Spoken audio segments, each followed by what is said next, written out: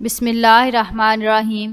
حضور نبی کریم صلی اللہ علیہ وسلم کا حسن و جمال ایسا بے مثال تھا کہ جو دیکھتا دیکھتا ہی رہ جاتا۔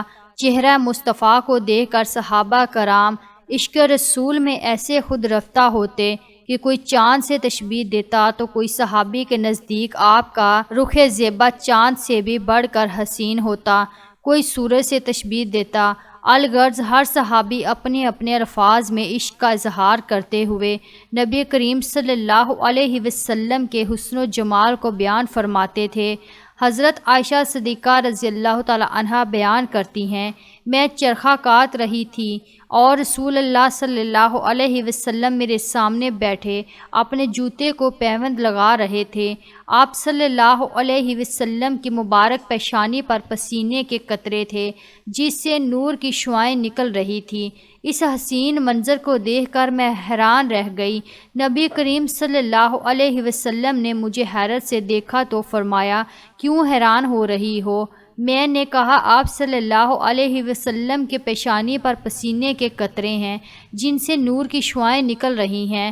اگر عرب کا مشہور شاعر ابو کبیر ہذلی آپ کو اس حالت میں دیکھ لیتا تو یقین کر لیتا کہ اس شعر کے مصداق آپ ہیں۔ ترجمہ: پس جب تو اس کے چمکتے چہرے پر نظر ڈالے گا تو جو تجھے اس کے رخساروں کی چمک یوں معلوم ہوگی جیسے برستے بادلوں میں بجلی کوند جائے۔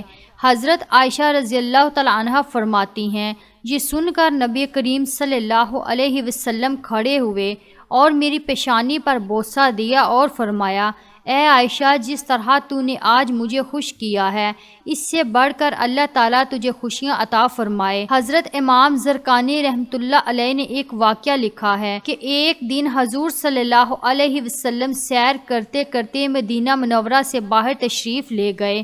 وہاں ایک قافلے نے پڑاؤ کیا ہوا تھا اور ان کے اونٹ چر رہے تھے۔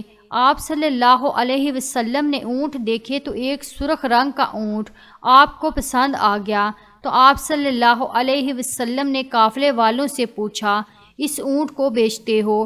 انہوں نے بیچنا تھا یا نہیں بیچنا تھا، لیکن حضور کو دیکھ کر کہا، جی بیچتے ہیں۔ فرمایا، کتنے کا؟ انہوں نے کہا، اتنے کا، اور سودا طے ہو گیا۔ آپ صلی اللہ علیہ وسلم نے فرمایا کہ میں کوئی تاجرانہ غرض سے تو آیا نہیں تھا کہ میں قیمت ساتھ لے کے آتا، میں تو سیر کرتا ادھر نکلا اور تمہارا اونٹ مجھے پسند آ گیا اور میں نے اس کا سودا کر لیا۔ ایسا کرو کہ اونٹ مجھے دے دو اور میں شہر جا کر کے اس اونٹ کی قیمت تمہیں بیچ دیتا ہوں۔ انہوں نے کہا، ہمیں منظور ہے۔ حضور صلی اللہ علیہ وسلم نے اونٹ پکڑا اور چل دیے۔ جب تک حضور صلی اللہ علیہ وسلم نظر آتے رہے وہ دیکھتے رہے۔ جب نظروں سے اوجھل ہو گئے تو دل پر ہاتھ رکھ کر بیٹھ گئے۔ تھوڑی دیر کے بعد سکتے سے جب باہر آئے تو ایک دوسرے سے پوچھنے لگے کہ یار، یہ شخص جو اونٹ ادھار لے گیا اس کا پتہ پوچھا تھا کسی نے؟ جب کسی کو نقد سودا دیا جائے تو اس کا عطا پتہ پوچھنے کی ضرورت نہیں ہوتی، اور جب کسی کو ادھار دیں تو یا آپ اسے جانتے ہوں یا درمیان میں کوئی ضامن ہو یا کوئی چیز گروی رکھی جائے۔ اور کہا، ایک شخص آیا، تم نے اس کو اونٹ دے دیا اور اس کا پتہ بھی نہیں پوچھا، اس نے کوئی درمیان میں ضامن بھی نہیں دیا، تم نے کوئی چیز بھی گروی نہیں رکھی، اس کی تو یار تم سب کی عقل پر پردہ آ گیا۔ اتنا قیمتی اونٹ ہم نے دے دیا اور پتہ نہیں پوچھا، کوئی پتہ ہی پوچھ لیتا، کسی کو ہوش نہ رہا۔ ایک نے کہا، یار جب وہ باتیں کرتا تھا تو منہ سے پھول جھڑتے تھے، میں تو بس یہی دیکھتا رہ گیا۔ دوسرے نے کہا، یار میں تو اس کی مسکراہٹ کو ہی دیکھتا رہ گیا۔ تیسرے نے کہا، یار میں تو اس کی آنکھیں ہی دیکھتا رہ گیا۔ وہ کہنے لگے، جو بھی ہوا ہم اس کے حسن میں کھو گئے اور وہ اپنے حسن کا جادو جگا کے قیمتی اونٹ ہم سے ہتھیا کے لے گیا۔ امام زرقانی رحمۃ اللہ علیہ لکھتے ہیں کہ جب انہوں نے یہ کہا کہ قیمتی اونٹ ہتھیا کے لے گیا تو اب تک خاموش بیٹھی خیمے کے پردے کی اوٹ میں قافلے کے سردار کی بیوی نے خیمے کا پردہ سرکایا اور ان سے مخاطب ہو کر بولی، خبردار، اس کے خلاف کوئی بات کی تو اگر وہ قیمت نہ دینے آیا تو مجھ سے لے لینا، میں اس کی ضامنہ ہوں۔ انہوں نے کہا کہ اچھا تو اسے جانتی ہے؟ کہا، واللہ میں بھی نہیں جانتی۔ تو کہا، پھر ضمانت کیسے دے رہی ہے؟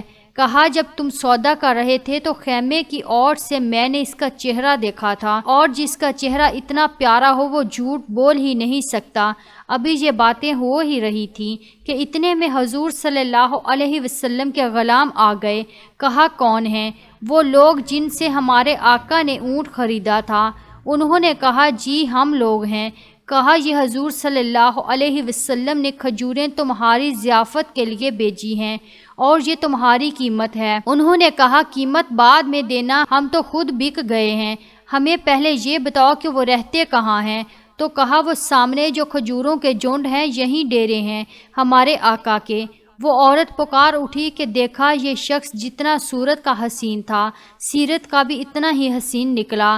امام زرقانی رحمۃ اللہ علیہ لکھتے ہیں کہ اس قبیلے کا نام وفد طارق تھا۔ وہ سارے کا سارا وفد طارق اٹھا اور حضور صلی اللہ علیہ وسلم کی خدمت میں حاضر ہوا، اور حضور صلی اللہ علیہ وسلم کے ہاتھوں میں ہاتھ دیگر مسلمان ہو گیا۔ حضرت معبد خزائیہ ایک بدوی خاتون تھی جنہوں نے صحرا میں خیمہ لگا رکھا تھا۔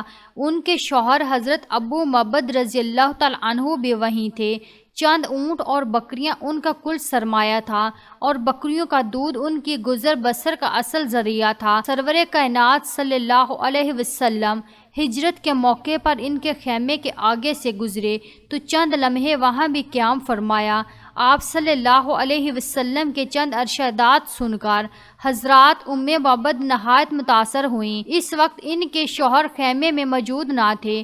وہ آئے تو خالی برتنوں کو دودھ سے بھرے ہوئے پایا اور معبد سے پوچھا یہ دودھ کہاں سے آیا؟ انہوں نے جواب دیا ایک شخص کی برکت کا نتیجہ ہے جو ابھی ادھر سے گزرا ہے۔ انہوں نے تعجب سے سوال کیا وہ ایسا کون بابرکت شخص ہے؟ ذرا مجھے اس کے بارے میں کچھ بیان تو کرو۔ اس پر معبد نے زبان کو حرکت دی اور آپ صلی اللہ علیہ وسلم کے بارے میں چند لمحوں میں جو کچھ معلوم ہو سکا تھا بیان کرنا شروع کیا کہ فصاحت و بلاغت کا دریا بہا دیا۔ انہوں نے اپنے مافی الضمیر کا پوری روانی سے اظہار کیا۔ الفاظ نہایت جچے تلے اور ادب و احترام کے سانچے میں ڈلے ہوئے تھے۔ ان عربی الفاظ کا ترجمہ ملاحظہ ہو۔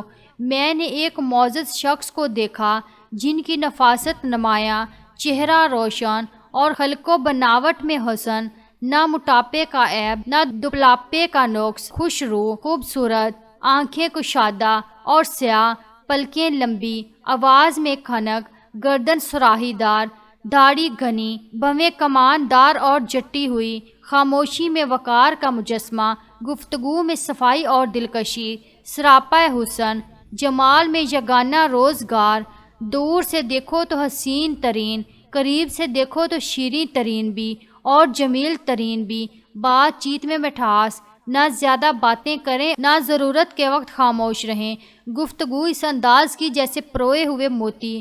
اگر دو شاخوں کے درمیان ایک شاخ ہو تو وہ دیکھنے میں ان تینوں شاخوں سے زیادہ تر و تازہ دکھائی دیں، قدر و قیمت میں سب سے بہتر نظر آئیں۔ ان کے کچھ جانثار بھی ساتھی تھے جو انہیں گھیرے ہوئے تھے۔ وہ بولتے تو سب خاموش ہو جاتے، کوئی حکم دیتے تو اس کی تعمیل کے لیے ٹوٹ پڑتے۔ معبد بولے خدا کی قسم یہ شخص وہی قریشی معلوم ہوتے ہیں جن کا ذکر میں مکہ میں سن چکا ہوں۔ میں ارادہ کر چکا ہوں کہ ان کی صحبت کا شرف حاصل کروں۔